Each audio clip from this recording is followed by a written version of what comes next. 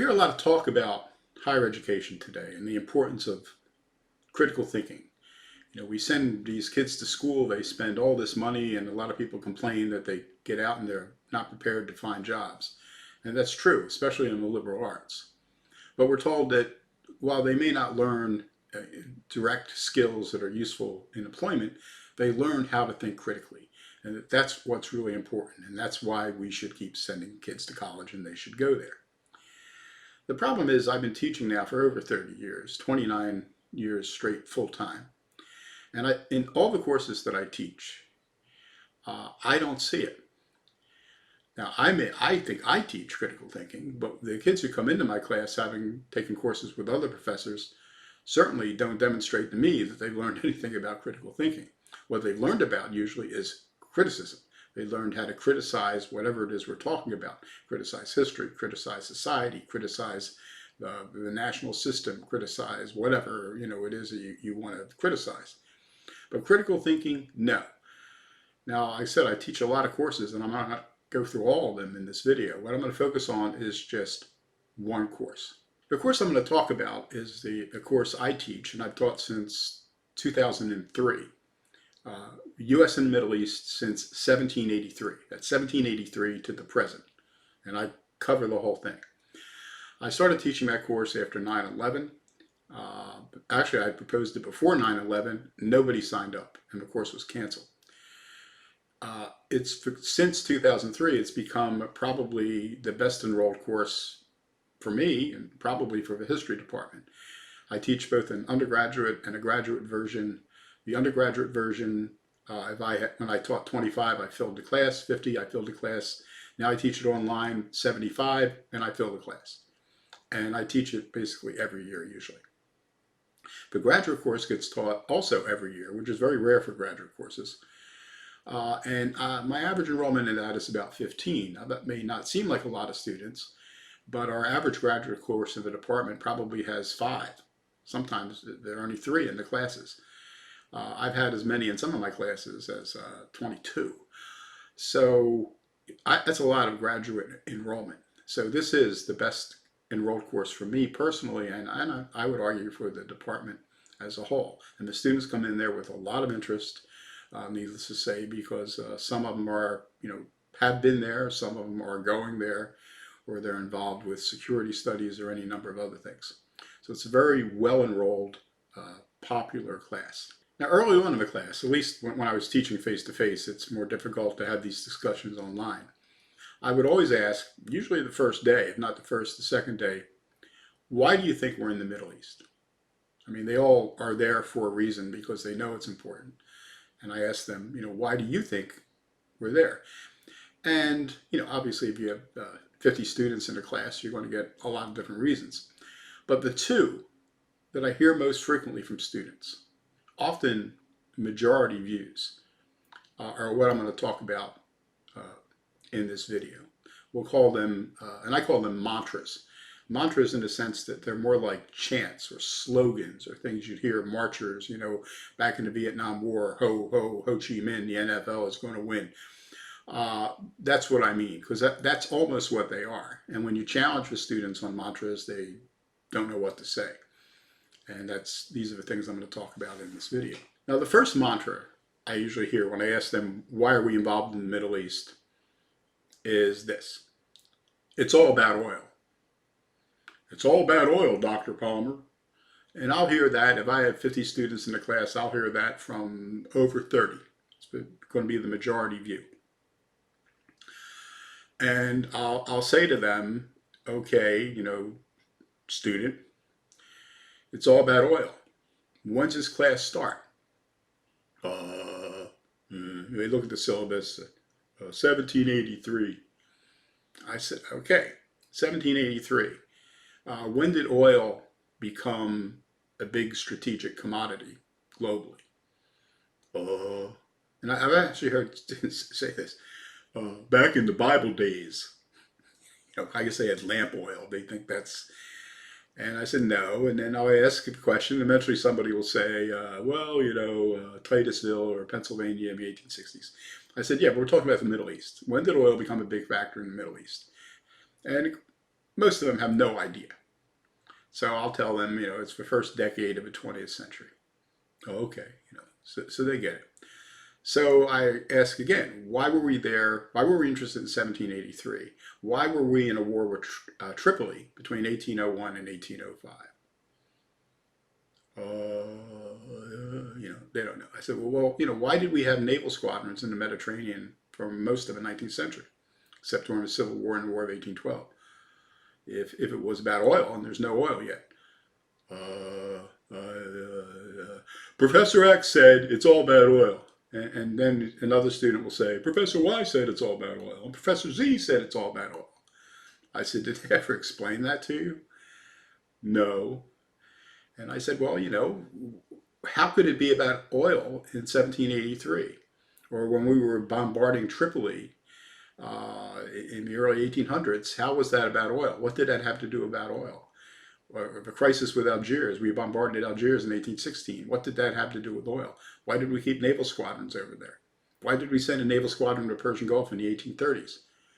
Oh, Professor X didn't explain any of that.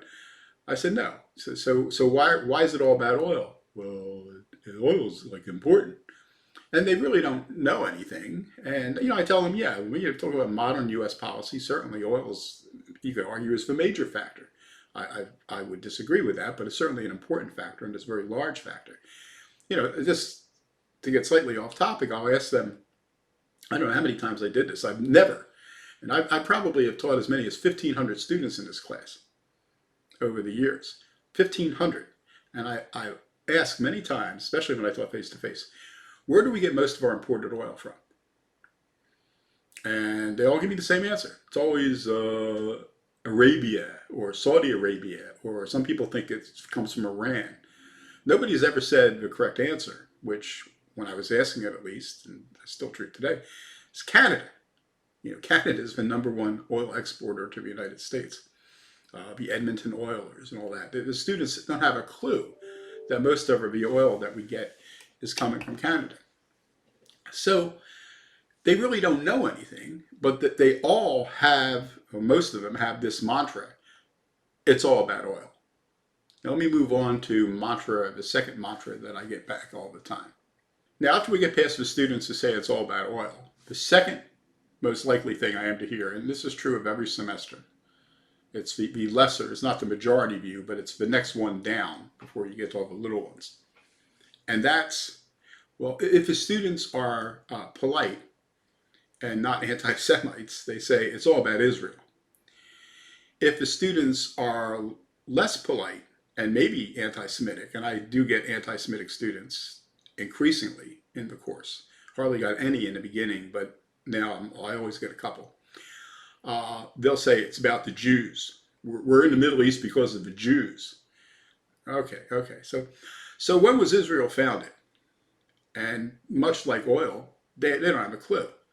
Israel was founded in 1948. I'll get, it was back in King David's time or King Solomon, or, it's like Israel's always been there, and we've been there just to support Israel. I said, so I'll point out, no, Israel was founded in 1948. So what were we doing? When's this course start? Same routine, 1783. So why were we over there in the 1780s? Why did we bombard Tripoli in the early 1800s? 1801, 1805. What did that have to do with Israel, or the Jews for that matter? Professor X said it's all about Israel. Professor Y said it's all about the Jews. And there are anti-Semitic professors in American universities. That could whole other video. So we just go through the same routine again. Well, did Professor X explain why it's all about Israel? No, but they all know the mantra. They all know the drill. These are the things they learn in their class. It's all about oil. It's all about Israel. And that's not critical thinking. And hopefully, I tell them as we go through this class, they'll be able to think critically. They'll realize that it's a lot more complicated than that. And that's, reality is complicated. It doesn't lend itself to sloganeering, but that's what they're picking up. They come out, and I see it in all my classes, and maybe I'll do a string of lectures on the other classes and the same mantras I see in those classes. So when I hear all this talk about, the liberal arts and critical thinking, I don't buy it. I don't buy it because I don't see it. What I see is less than critical thinking. What I see is criticism. Criticism of a system, criticism of a country, criticism of anything and everything that we've done throughout history. That's what I see in the students that come into my class. They've been brainwashed is probably too strong a term, but they're being led in a certain direction, and they're given limited facts, just the facts that would support a certain contention, or in some cases, they're giving actually false information by people who are either doing it purposefully or who don't know enough to know that they're doing it. Maybe they don't know where most of our oil comes from, or maybe they think oil has been important for 2 centuries. I don't know. I was never shocked to find out how much some of my colleagues didn't know about things. They tend to know a lot about a little bit, but then you start getting them to move out of their little realms and they don't know what to talk about half the time. So I don't see students learning critical thinking skills. I see students being misled, being indoctrinated. And I say that having been a student. I mean, I had a openly Marxist professor who wore a little, a fisherman's cap with a red star in it and tried to get me to give out communist pamphlets when he found out I worked at a factory. He found that out. I said something to him. I fell asleep in his class. He wanted to know why I was falling asleep. I said, I work at night at a factory. He said, come and see me. So I thought he was going to offer me some advice or help to get through school because I was working so hard and I was so tired. And he had a pile of pamphlets he wanted me to give out in the factory to the workers. And I asked him if he'd ever worked in an American factory, and of course, I don't know if he'd ever worked anywhere. Certainly hadn't worked in a factory. I said, they'd kill me if I started giving this stuff up. Who? The owners? I said, no, the workers.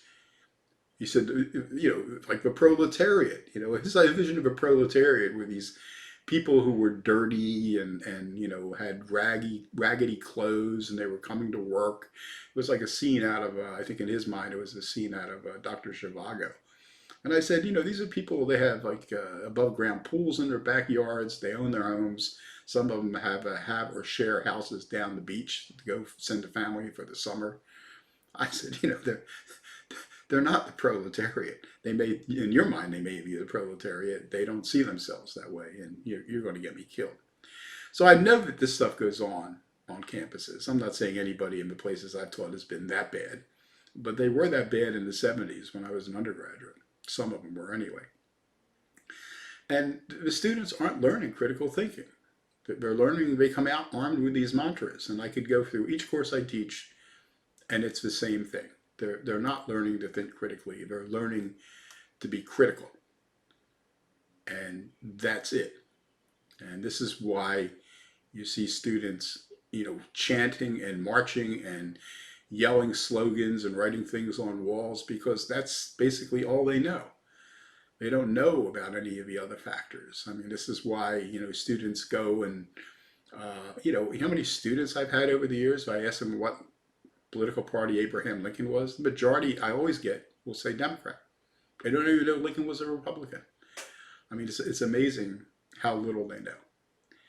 But maybe it shouldn't be. But if you want to see the results of that, just turn on your TV and watch what's going on in our. Hopefully you get something out of this video. If you do, please give me a thumbs up, subscribe to the channel, and share it with your friends.